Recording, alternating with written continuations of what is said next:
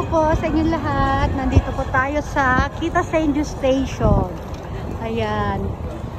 Madalas marami akong video na na-upload na nandito kami. Ito, bumalik ulit kami dito.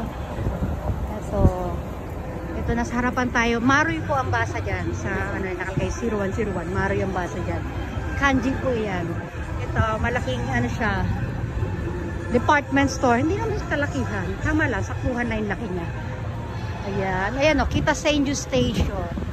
Ayan po yung Lumin. Ayan, meron tayong McDonald's doon. Ano pa meron dyan? Sa baba, ang daming makakainan dito, guys. Ayan. May kami dyan, baby. Ayan ang paligid ng Kita Senju Station. Part na po ito ng Tokyo.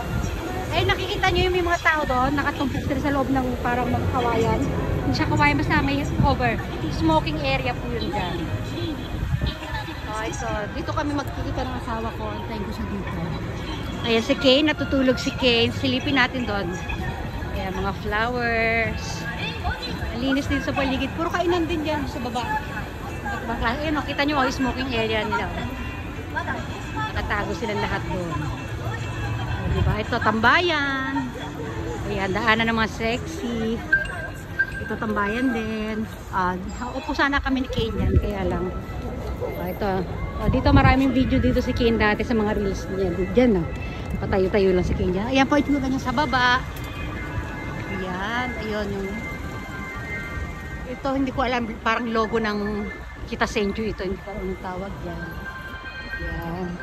Tapos doon meron silang Krispy Kreme donuts. Sige, silipin natin Krispy Kreme donuts nila. Ayan, ang lawak, diba? Layo masyado. Mag-video na lang ako sarili ko. Bye! Diyan na po muna kayo.